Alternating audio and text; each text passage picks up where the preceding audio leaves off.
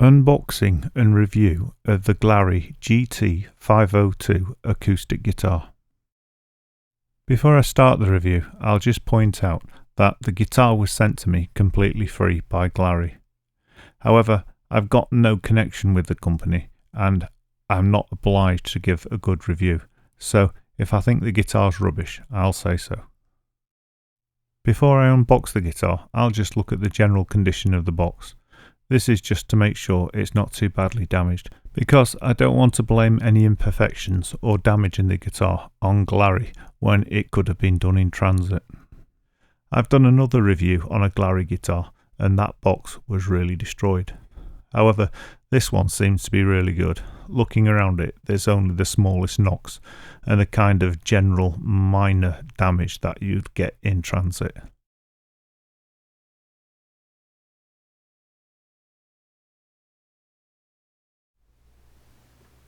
So, let's open the box and take a look inside. I'll turn the box over because it's sealed simply by two wide pieces of sellotape and I can just cut through those.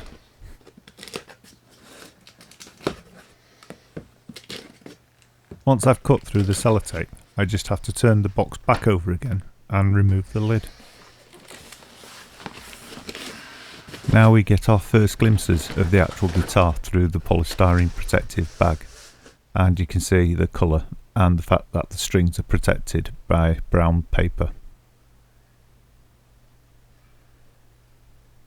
The end of the polystyrene protective bag is sealed with an elastic band, and that's also holding a little plastic bag with what looks like an Allen key in it.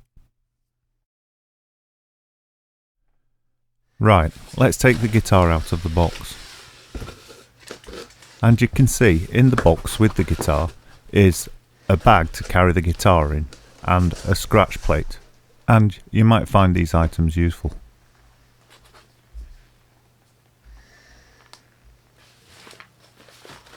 We'll look at these in more detail later, but first let's take the guitar out of the bag.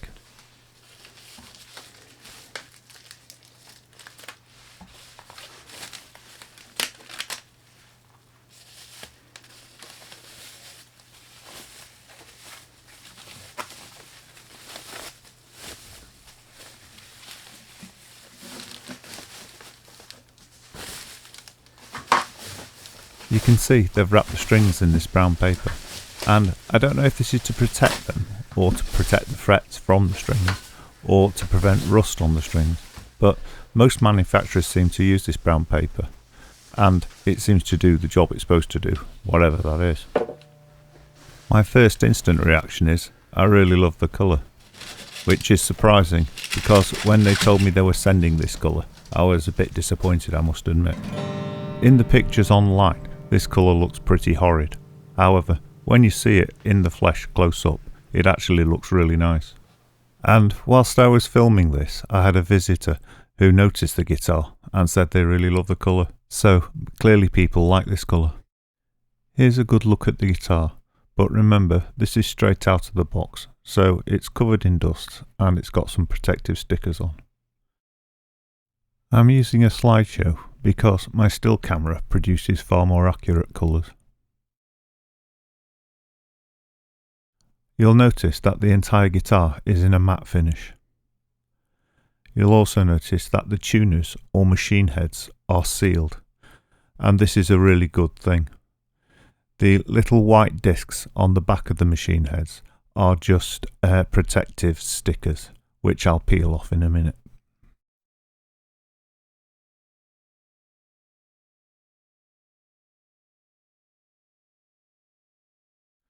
Right, let's take a look at what else came with the guitar. And the first thing is the contents of the little bag that was at the end of the neck. And this is an Allen key for adjusting the truss rod. And it's just a typical Allen key. This Allen key is used to adjust the truss rod, and the end of the truss rod is inside the hole at the neck end. However, we won't adjust it now, but we'll check it fits just by putting it inside that bolt and checking it will move it back and forward slightly.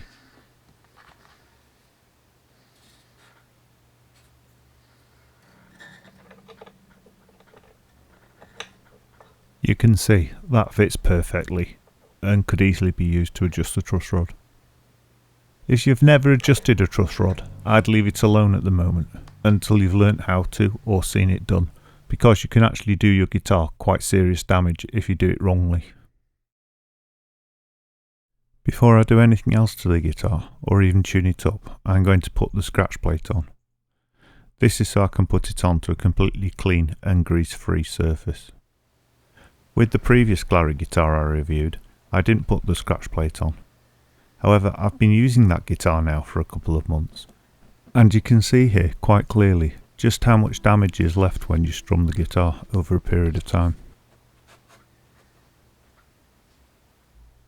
Right, before we put the scratch plate on, let's take a look at it. And the scratch plate is made of sort of a thin, flexible plastic, which is perfectly adequate to do the job. The back of the scratch plate has got two-sided tape on, so it can be easily fixed to the guitar. The front of the scratch plate has got almost like a cling film on it, which is a protective sheet to keep the shiny surface from getting damaged before you've fixed it. I'll leave the protective film on until I've got the scratch plate onto the guitar. Before trying to fix the scratch plate onto the guitar, I just need to hold it in place and find out exactly where it needs to be.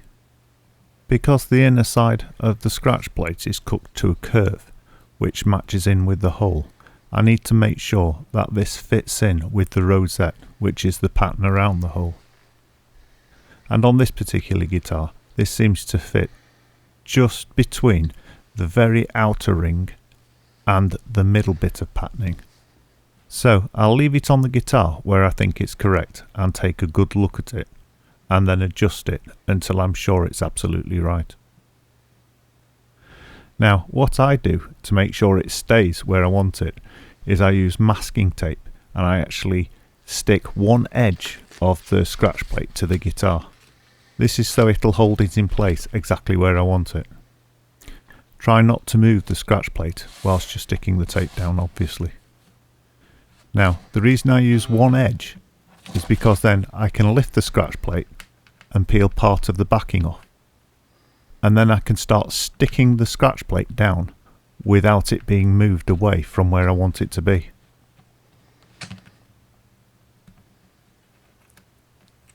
Sometimes I'll tear half of the backing off so I can just stick down half of the scratch plate, but in this case the paper's too thick, so I'll just fold the backing. Then I can stick down half the scratch plate, knowing it's where I want it to be. Once I'm sure that there's enough of the scratch plate stuck down that it's not going to move, I can remove the masking tape from the other side of the guitar. Then I can remove the rest of the protective backing and press the entire scratch plate down onto the guitar, making sure there's no bubbles and it's pressed down firmly. With this scratch plate, the protective front cover came off with the masking tape, which saves me taking it off later. I'm not sure if I don't like the look of the guitar more without the scratch plate than with, but this is a personal taste thing.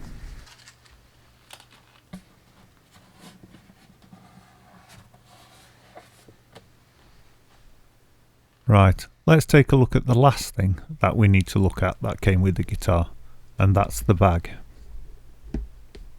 As you can see, it's just a basic bag, and it's got back straps and a handle. It zips from the top to the bottom, so you can slide the guitar in the side there.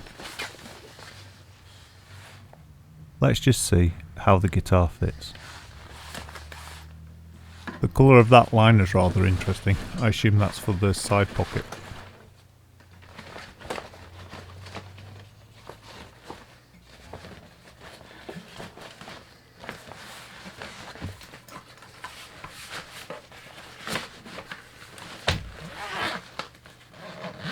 Well, the guitar fits just fine, and it looks okay, but this bag wouldn't protect your guitar from any major knocks, If you needed to do this, you'd have to get a padded bag. But in fairness, a padded bag could cost you as much as the entire guitar did. It would, however, keep your guitar free from scratches, and it also appears to be at least water resistant, so it'd keep your guitar dry in a rainstorm. And the side pocket is useful to keep any accessories you might have in, or any guitar books. Right, let's take a look at the important part, the actual guitar. And before we do anything, we'll tune it up. I'll speed this section up by 3 times, just so it's not so boring, because I'm sure you've seen a guitar being tuned before, and if you need to learn that particular skill, I have got a video to show you how, and I'll put the link down below in the description.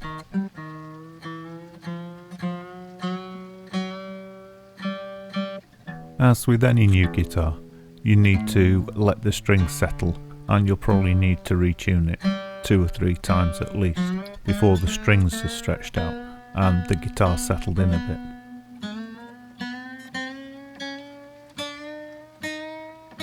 So far then, I can report that none of the open strings buzz.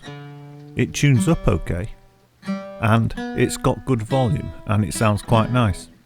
I can also tell you that the machine heads or the tuners have quite good tension, and the tension is uniform across all of them, which is a good sign.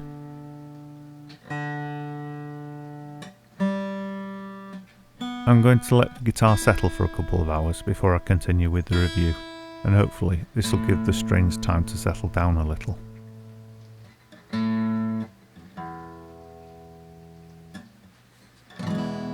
So let's have a look around the guitar in the meantime. When I went to put down the guitar, I noticed a rattle, and there was a silica gel bag in there. I thought I'd point that out just in case you found the same thing. These are put in to stop damp getting inside the guitar, so it's a good thing, but you need to remove it. And whilst we're on the subject of removal, we'll remove those stickers from the back of the machine heads. This protective film is put on the chrome to protect it during shipping. However, when you're ready to use the guitar, you're better removing it.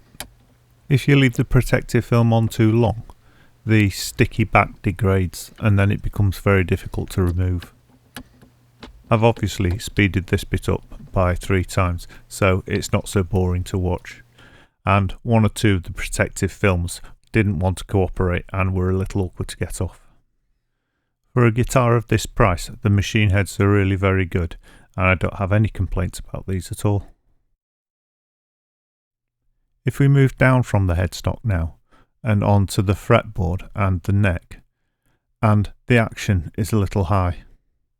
However, it's pretty good at the nut end, where you'll be fingering chords and so on. It seems to get higher towards the bridge, and this is just because the bridge is a little high. Another thing I noticed on the neck is that, as with all cheap, both electric and acoustic guitars, the edges of the frets aren't quite finished nicely, so you get little sharp edges. However, as I've just said, this is common with all cheap guitars, and it doesn't make them unplayable. Even with the slightly high action and the slightly unfinished frets, the neck has a really good feel to it, and it's quite pleasant to play on. It's not too fat and not too thin, and the choice of strings they've put on it are okay, they're a good gauge. So I really can't criticise it, especially when you consider the price. And if you really wanted to, you could lower the bridge, replace the strings with a gauge that you like, and finish the edge of the frets off so they were really smooth, and you'd end up with a guitar that was really playable. Right, before we look at the finish, I'll just play a few really basic things that are the sort of things you learn in the first year of playing the guitar, such as the G major scale and the A pentatonic blues scale, and a few chords. But just out of interest, I played every single fret on the guitar, and remarkably there was no buzz at all, which is a really good achievement for such a budget guitar.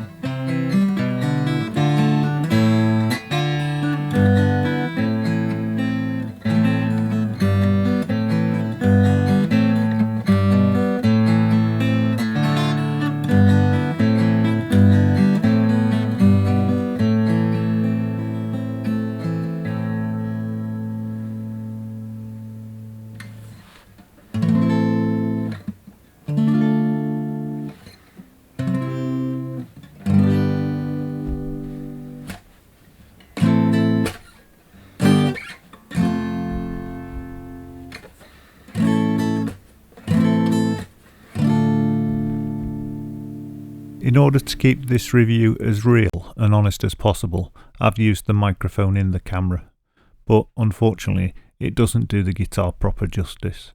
The guitar sounds really nice. It's got a really nice round sound with a rich bass, probably due to the size of the body. And if you were getting a first guitar to learn with, you couldn't do much better than this. And if you wanted something that was cheap that you just wanted to play around with and take to festivals, this would do that job as well. So regarding its playability and use as an instrument, it's pretty good. However, the way it's been finished has been pretty careless.